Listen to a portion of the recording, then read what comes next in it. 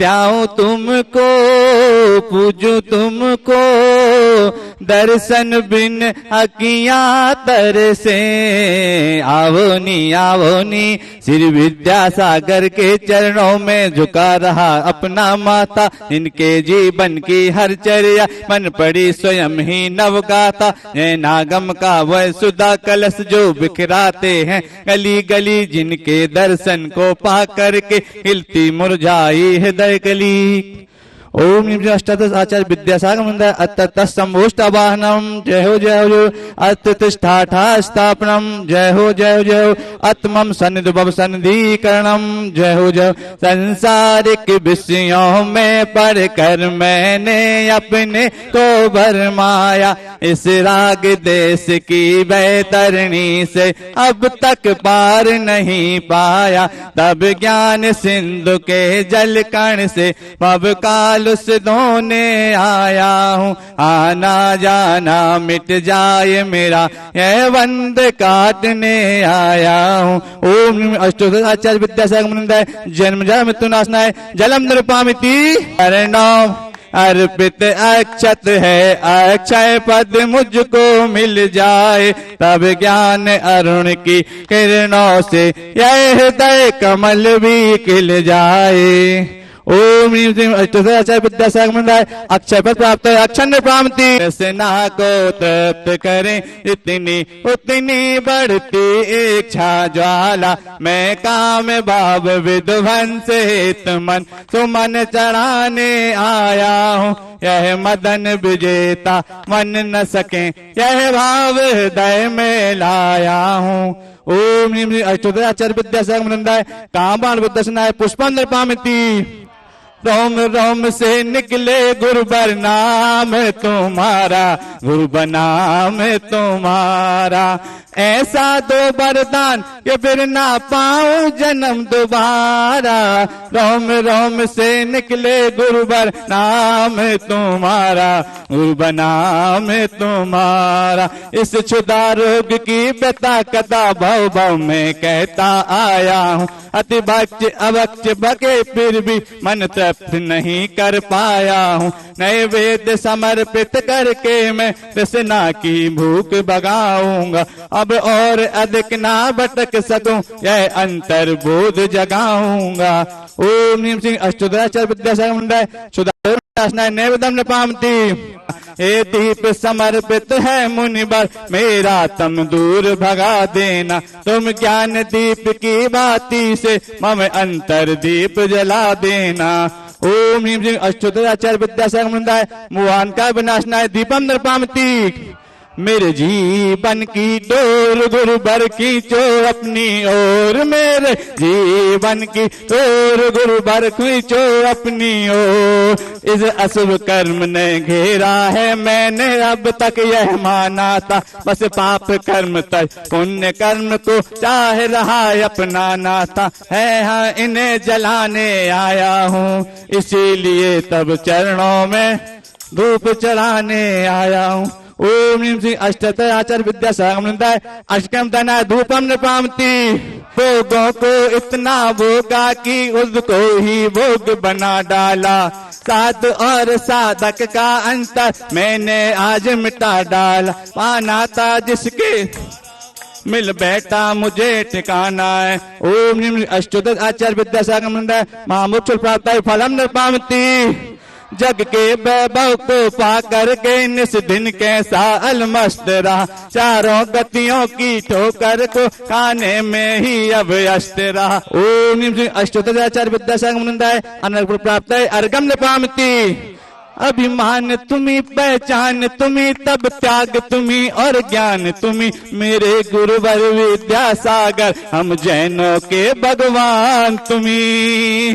जब तक हो ये धरती गगन तुम रखना, हमें अपनी शरण इतनी है हम सबकी आरजू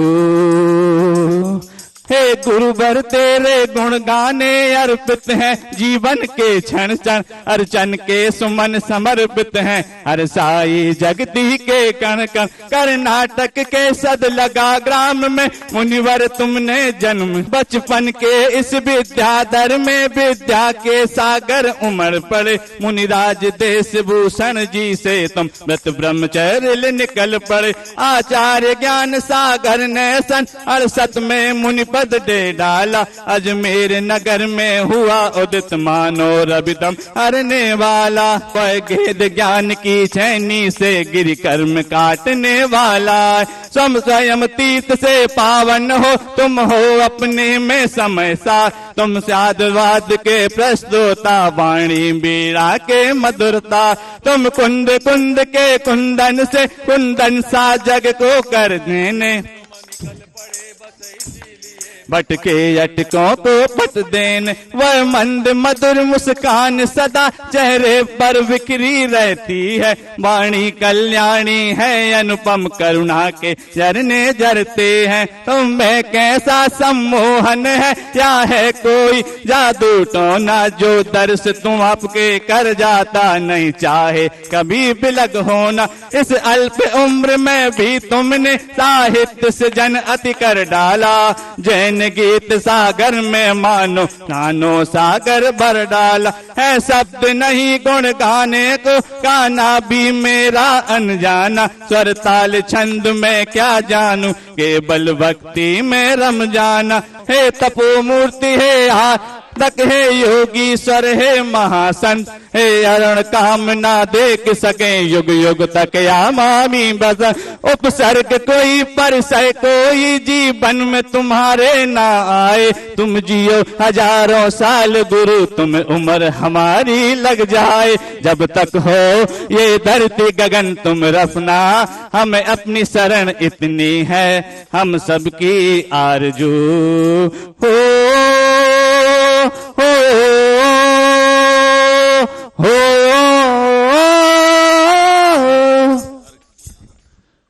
ओम ह्रीं श्री आचार्य गुरु विद्यासागर जी महामुनिंद्राय जयमाला पूर्ण अर्घ्यम निरुपामिति। नमो सिद्धाणम नमो आयर्याणम नमो वज्रायाणम नमो लोए सभ्यसाहूणम।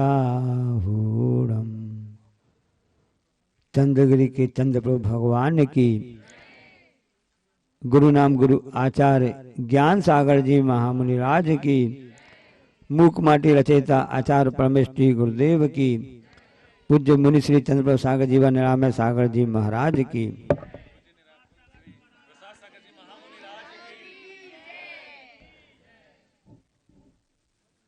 भारतीय इतिहास में एक विशिष्ट व्यक्ति हुए हैं जिनके अर्थशास्त्र पर पूरी दुनिया टिकी हुई है, जिनके समय में भारत का इतिहास स्वर्णिम काल कहा जाता था। ऐसे वह महान व्यक्तित्व चाणक्य हुए हैं। चाणक्य ने एक बहुत ही अच्छा संस्कृत में श्लोक बताया है, मात्रवत परदारेषु परद्रव्येषु लुष्टवत आत्मवत सर्वभूतेषु या पश्यति सा पश्यति। मात्रवत परदारेषु, जो संसार की सभी माताओं बहनों के लिए, जब सभी स्त्रियों के लिए, नारियों के लिए माता की दृष्टिकोण से वह सबके लिए देखता है। और परद्रव्येषु लुष्टवत, लुष्ट लकड़ी होती है। जितनी भी द्रव्य दूसरों के पास हैं, दूसरों की जितनी संपत्ति हैं, वो हमारे लिए तो लकड़ी के समान हैं, ऐसा जो देखता है। और आत्मवत सर्व भूतेषु, भूत यानी प्राणी, सभी प्राणियों के प्रति आत्मवत, मैं जैसा हूं, मैं जैसा हूं, मेरी आत्मा जैसी है, सभी प्राणी मेरे समान हैं, ऐसा जो देखता है। यह पश्यति सब पश्यति, वही वास्तव में ही देखता है। इसके अलावा और जिसकी भी जैसी दृष्टिकोण होती है वह देखते हुए भी अंधा है, ऐसा कहा जाता है। सिर्फ आंखों से देखना ही बस देखना नहीं कहलाता है। जो सच्चे अर्थों में नीति सदाचार की दृष्टि से अपना आचरण करता है वह व्यक्ति ही वास्तव में ही आंखों वाला कहलाता है। नहीं तो कामांधे व्यक्ति भी होते हैं कि काम के वशीभूत करके वह अंधे हो जाते हैं, तो वह देखते हुए भी नहीं देखते हैं। वास्तव में नेत्र जो होता है, नेत्र जो होती है, तो नेत्रों में ज्योति किस प्रकार से होती है?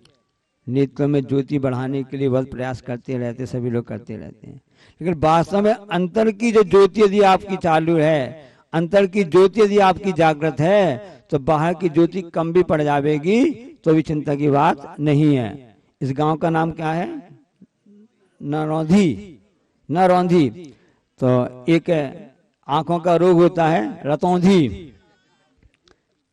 रतौंधी होता है ना, जिसमें ऐसा रहता है कि उसमें आंखों से दिखाई नहीं देता, बहुत कम दिखाई देता देखा है। तो उसका, तो इस गांव का नाम, क्योंकि अब कबीर धाम जो कबीर धाम कहलाता है, ये कवर्धा जिला कहलाता है, ये उसका अंतिम गांव है, अंतिम पड़ाव। इसके बाद तो राजनाथ गांव प्रारंभ हो जाएगा छत्तीसगढ़ के अंतर्गत। तो रतौंधी रोग में क्या होता है? दिखाई नहीं देता है, बहुत कम दिखाई देता है। पर वस्तु यदि आपको लकड़ी समान दिखे तब समझना कि आप सही अर्थों में कार्य कर रहे हैं। भारतीय संस्कृति 4 स्तंभों पर खड़ी हुई है। 4 स्तंभ कौन से हैं? कोई भी महल वगैरह खड़ा होता है, कोई समझ एक कमरा भी खड़ा करना पड़ता है, तो 4 पिलर होना चाहिए कम से कम। 3 में काम नहीं चलता है। 3 में तो पहले चलता था, जो मंडी होती है, अनाज मंडी होती है ना, उसमें तराजू वगैरह जब लगाई जाती थी तो उसमें 3 लकड़ी के ऐसे लगाए जाते थे, बीच में एक तराजू लटकाई जाती थी, एक तरफ बोरा रखा जाता था अनाज का, एक तरफ बांट रखे जाते थे। अब तो इलेक्ट्रॉनिक बांट आ गए हैं, इलेक्ट्रिक तराजू आ गई है। उसमें 3 पाया में तो अस्थायी रूप से तो वो खड़ा हो सकता है, स्थायी रूप से नहीं खड़ा हो सकता है। स्थायी के लिए कम से कम 4 स्तंभ चाहिए। ये 4 पुरुषार्थ हैं। धर्म में पुरुषार्थ मतलब जो धार्मिक क्रियाएं की जाती हैं। वास्तव में जो धार्मिक अनुष्ठान, धार्मिक क्रियाएं, इसका मतलब ये है कि हम सदाचार रूप से इस दोहे को फॉलो करें, इस दोहे को निर्वाह करें कि हमको पर वस्तु लकड़ीवत दिखे। जितनी भी भारत अन्य पर नारियां हैं वो सब माता के समान दिखें, और जितना भी आपके लिए जितने और सब जीव दिख रहे हैं वो सब हमारी आत्मा के समान दिखें। ऐसे भाव जिसके होते हैं वह सबसे पहले धर्म पुरुषार्थ में आ जाता है। फिर दूसरे नंबर में आता है अर्थ पुरुषार्थ। अर्थ की आवश्यकता, हाँ, क्योंकि मूलभूत साधन आवश्यक हैं जीवन निर्वाह के लिए। रोटी, कपड़ा और मकान है, कहाँ से प्राप्त होगा? इसके लिए धन उपार्जन आवश्यक है। तो शास्त्रों में कहा गया है कि ऐसा अर्थ कैसा किस प्रकार का चाहिए? नीति से द्वारा अपनाया हो, अनीति ना हो, और से उसमें किसी पर व्यक्ति के लिए दोष और ठग आदि के माध्यम से ना हो, बल्कि वह सात्विक होना चाहिए। ऐसा धन उपार्जन में आए तब समझना चाहिए कि वह सात्विक धन, वो अर्थ उपार्जन ही वास्तव में आपका, हम सबका अर्थ पुरुषार्थ कहलाता है। जो गौशाला चलाने वाले होते हैं वो समझते हैं कि गौशाला के अंदर गाय आती जाती रहती, बाहर से वन में भ्रमण करते हुए, तो देखता जाता कि हमारी गौशाला कौन सी गाय हैं, उनका टैग नंबर, उनको पहचान समझ में आता है, उन्हीं गायों को अंदर करता जाता है, और जो दूसरी गाय होती हैं, अन्य की होती हैं, उनको बाहर कर देता है। सही बात है, क्योंकि उस पर दोष आ जाएगा कि आपने हमारी गाय चोरी करके रख ली है। वो बुद्धि से काम करता है। तो जैसे वह गौशाला चलाने वाला, जो गाय की रक्षा करने वाला, अपनी गायों को बस रखता है और दूसरी गायों को के लिए जिसकी गाय वो अपनी अपनी गाय लेता जाए, उसी प्रकार से श्रावक जो सही अर्थों में अर्थ प्रसाद करता है वह समझता है या श्री सा गौ, इसमें आया है धबला पुस्तक में आचार्य बीन महाराज जी ने इसके लिए लिखा है कि वास्तव में जो श्री है, जो धन संपत्ति में गौ है, ऐसा गाय है, उसी को लक्ष्मी कहा जाता है।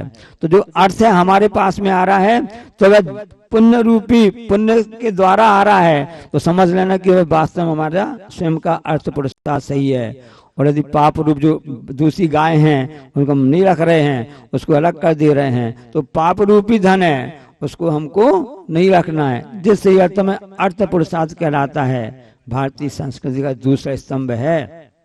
तीसरा स्तंभ होता है काम पुरुषार्थ। काम पुरुषार्थ में आगे संतति चलती रहे, धर्म की, घर की, परिवार की, समाज की संतति रहे, तो ऐसी अच्छी संतानों को, जो संस्कारवान हो, ऐसी संतान को उत्पन्न करना ही काम पुरुषार्थ कहलाता है। उसके बाद में अंत में आता है मोक्ष पुरुषार्थ आता है। तो वर्तमान में लोगों ने समझ तो लिया कि अर्थ पुरुषार्थ और काम पुरुषार्थ उसी की ओर दृष्टि हो गई, लेकिन सबसे पहले कौन सा पुरुषार्थ रखा गया है? धर्म पुरुषार्थ, कि आपका अर्थ से जो उपार्जन हो, पुरुषार्थ हो, वो धर्म के सहित हो। काम पुरुषार्थ वो धर्म के सहित हो, यही पुरुषार्थ सच्चे अर्थों में सही माना जाता है। बाद में मोक्ष पुरुषार्थ आता है। भक्तामृत में सब पढ़ते हैं ना, उसमें भक्ता में पढ़ते हैं ना, धर्म देशना के विधान में था जिनवर का जो ऐश्वर। धर्म देशना के विधान में था जिनवर का जो ऐश्वर, वैसा क्या कुछ अन्य कुदेवों में भी दिखता है सौंदर्य। जो छवि घोर तिमिर के नाशक रवि में है देखी जाती, वैसी ही क्या अतुल कांति नक्षत्रों में देखी जाती। हाँ, क्योंकि जो सूर्य होता है प्रतापशाली होता है, प्रकाशवान होता है, उसके द्वारा पूरा जगत प्रकाशमान होता है। जम्बूद्वीप में कितने सूर्य हैं?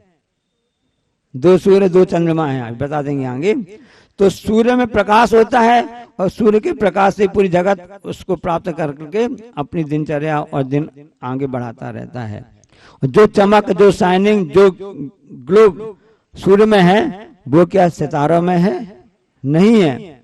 हे भगवान, इसी प्रकार से जब आप धर्म देशना के लिए, धर्म देशना मतलब प्रवचन के लिए, जो समर्षण होता है, तीर्थंकर प्रभु की जो धर्म सभा कहलाती है वह समर्षण कहलाती है। तो उसमें भगवान आप ऐसे विराजमान थे, इस प्रकार शोभायमान हो रहे थे जैसे आकाश में सूर्य विराजमान होता है, और उसमें विराजमान होते हुए आप उनसे अलग थे। 8 अष्ट प्रातिहार युक्त थे। छत्र चमर भामंडल वारी, ये तो जो प्रातिहार मनहारी, ऐसा वैभव आपके साथ में सब कुछ दिख रहा था, लेकिन उस वैभव से भी आप ऊपर उठे हुए थे। क्योंकि धर्म ऐसी सौंदर्यता, ऐसी चमक जैसी सूर्य में प्राप्त होती है, वैसी क्या सितारों में होती है?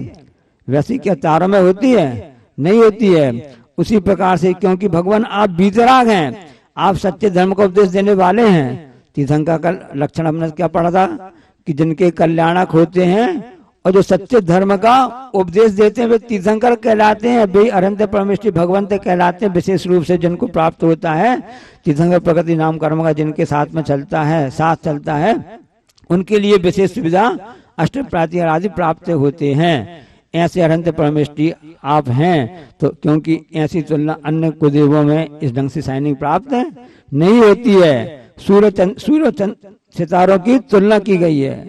तो उस धर्म देशना, तो धर्म पुरुषार्थ किस प्रकार से होना चाहिए इसको बताने वाले, और कैसा अर्थ पुरुषार्थ होना चाहिए, कैसा काम पुरुषार्थ होना चाहिए, और अंत में इस जिंदगी का समापन कैसे होना चाहिए। तो ये चौथा मोक्ष पुरुषार्थ, ये चौथा पिलर, चौथा स्तंभ है। ये भारतीय संस्कृति में है, अन्य संस्कृति में प्राप्त नहीं होती है ना, देखने में आती है। एक बालक सितारों को गिन रहा था, चांद की बात याद आ गई नहीं, सितारों की बात चल रही थी ना। आगम में बताया गया है जैसे परिवार होता है, परिवार में माता होते हैं, पिता होते हैं, भाई बहन होते हैं, दादा दादी होते हैं, बुआ चाचा आदि होते हैं ना, इन सबको मिलकर के एक परिवार बनता है। उसी प्रकार से तुलो परिणति ग्रंथ में आया है कि एक चंद्रमा का परिवार होता है।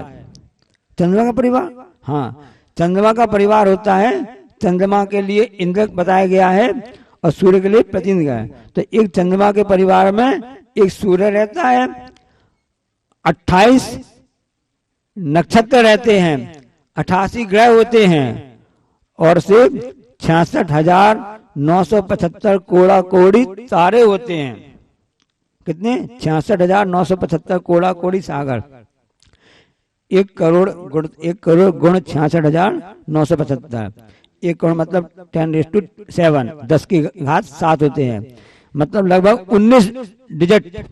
जो मोबाइल तो आपके 10 डिजिट के होते हैं ना, 10 अंक होते हैं, ऐसे डबल प्रकार के, इतने प्रकार से उसका सूर्य का चंद्रमा का परिवार होता है, तारे होते हैं। उसमें 28 नक्षत्र और 88 ग्रह जोड़ दो और एक सूर्य और जोड़ दो, ऐसा उसमें होता है। तो बच्चे गिन रहा था, बच्चा बैठ करके रोज आसमान में देर रात के समय गिनता था। माँ ने पूछा क्या कर रहे हो बेटे? मैं सितारों को देख रहा हूँ और गिनती कर रहा हूँ, 1 2 3 4 5 गिनता रहता। 100 तक आया, 1000 तक आया। कभी आपने सितारों को गिना? संख्या आपको पता चली?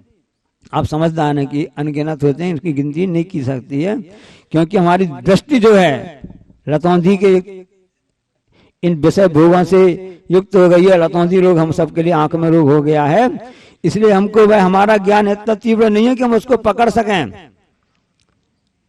बच्चा भी इसी प्रकार से था, बालपने में क्या रहा? अज्ञान न रहो कि ज्ञान न रहो? हाँ, ज्ञान नहीं रहता है। वो बच्चा गिन रहा था तारे और कुछ देर सक जाता था। माँ से कहता माँ मैं गिन नहीं पाया। तो ठीक है फिर से करो, फिर से गिनना चालू करता है और भूल भुलैया जैसा उन गिनते गिनते वह उसको भूल जाता है। माँ ने कहा बेटा ये जो सितारे बने हुए हैं गिनती गिनने के लिए नहीं बने हुए। ये सितारे जो आसमान में दिख रहे हैं, आप सबको हम सबको दिख रहे हैं, तुमको दिख रहे हैं ना, इनकी गिनती मत करो, बल्कि इन सितारों को देखो, क्योंकि सितारे जो होते ज्योतिष देव कहलाते हैं। उन देव में वो देव विमान कहलाते हैं। जैन दर्शन में आया है कि वो ज्योतिष देवों के विमान है। सूर्य है, चंद्रमा है, नक्षत्र है, सब ज्योतिष देव के विमान हैं और उनमें अपने आप में आभा होती है। उस विमान की आभा से हमको दिखते रहते हैं, तो उन सब की हमको उनकी अब सब आभा दिखती रहती है, इसलिए आपको चमकते हुए दिखाई देते हैं। तो ये सितारे जो आपको आसमान में तारे दिख रहे हैं गिनने के लिए नहीं बने हुए हैं, बल्कि इनमें जो प्रकाश हो रहा है उनसे क्या सीखना है? उनमें जो प्रकाश हो रहा है अपने जीवन में भी ऐसे सदाचार के प्रकाश लाना है। एक चीज सीखो आप, बच्चे को बात समझ में आ गई कि मेरी माँ सही कह रही हैं, जिनवाणी माँ भी यही तो कह रही हैं हम सब बच्चों के लिए कि नादान बच्चों जो संसार में दिख रहा है इच्छा पुरुषार्थ करने की बात बताई गई है, इनको गिनती में मत लाओ, गिनना मत सीखो, बल्कि इनके द्वारा हमारी आत्मा में आत्मवत् सर्वभूतेषु, हम ये जानने की सभी जितने भी जीव हैं हमारी आत्मा के समान है। जो चमक हमारी आत्मा में है उत्पन्न हो सकती, अंदर शक्ति विद्यमान है। प्रत्येक आत्मा में भगवान बनने की शक्ति विद्यमान है। ऐसा जो सभी जीवों के लिए सोचता है वही ऐसे तीर्थंकर प्रगति का बंध करता है, वही भगवान की श्रेणी उनका नाम आता है। ऐसी भावना भावना चाहिए, यही चारों पुरुषार्थ को बताने का आशय है। आप बस बात तो आप समझ गए होंगे ना। एक छोटी सी बात बताकर अपनी बात समाप्त करता हूँ। अच्छा ये भी याद आ गया हमको कि 2 दिन बाद अभी संचालन कर रहे थे ना कि 23 मुनि दीक्षा महोत्सव है, रजत वर्ष 25वां ऐसे 23 मुनि महामुनि राज का दीक्षा दिवस आने वाला है। क्योंकि जिस दिन आचार्य श्री के कर कमलों से ऐसे 33 दीक्षार्थियों के लिए ऐसा दिगंबरत्व की प्राप्ति हुई थी, कितनी बड़ी उपलब्धि होती। आप समझो इस बात के लिए पूरे विश्व में कितनी जनसंख्या है? 7 अरब होगी। दिगंबर साधु कितने होंगे? 700 भी नहीं होंगे। पूरा भारत में लाले जावे 700 800 नहीं ना, यानी 1 करोड़ पर भी एक की गिनती होती है। ऐसे मुनि महाराज होते हैं, संख्या उनकी इतनी कम है, कितने महत्वपूर्ण पद है। क्योंकि समझ लेना कि यदि उनका अपन दीक्षा दिवस मनाएंगे तो हमारे जीवन में भी ऐसे अवसर आने के पूरे चांस रहेंगे। क्योंकि कृत कार्य अनुमोदना इन तीनों का फल मिलता है। तो 1999 में आपको परसों पता चलेगा। अब जहाँ पहुंचेंगे वहां पर या हम सब कार्यक्रम मनाएंगे। और आज संचालक महोदय ने बताया कि यहाँ पर एक उन 23 रत्नों में से एक रत्न तो यहाँ भी विराजमान है पूज्य मुंशी चंद्र महाराज जी के रूप में। हाँ, तो जिन्होंने पुरुषार्थ धर्म अर्थ काम मोक्ष ये पुरुषार्थ की जो क्रिया चलती रहती हैं, इसमें सात्विक तो होना चाहिए। मील का पत्थर सब जानते हैं, माइलस्टोन कहलाता है। एक माइलोमीटर भी होता है। एक राहगीर ने चलते चलते उससे कहा, ए मील के पत्थर तो यहीं पड़ा रहता है, तो यहीं पड़ा रहता है, कुछ आगे पीछे बढ़ता ही नहीं है। देख मुझको देख, मैं सब जगह घूमता रहता हूँ। राहगीर ने क्या बोला उस मील के पत्थर से कि मैं तो तू यहाँ पड़ा रहता है, कोई काम का नहीं, नठल्ले पड़ा रहता है, तेरा क्या काम है यहाँ पर? और मैं देख मैं सब जगह घूमता रहता हूँ, यहाँ जाना वहां जाना सब करना रहता है, तो मेरा भ्रमण ज्यादा अच्छा कहलाएगा, तुम्हारे एक स्थान पर रहना कोई काम का नहीं है। मील के पत्थर ने क्या जवाब दिया? एक माइलोमीटर भी होता है आपकी गाड़ी में ना, तो चलता तो रहता है। तो उसने मील के पत्थर ने जवाब दिया कि जो घड़ी होती है, दीवार घड़ी होती है, पढ़ने वाली होती है ना, वो हिलता डुलता तो रहता है, क्या कहीं पहुंच पाता है? उसमें क्रिया तो चल रही हैं, कहीं पहुंच नहीं पाता है, क्योंकि उसका उद्देश्यहीन लक्ष्य है।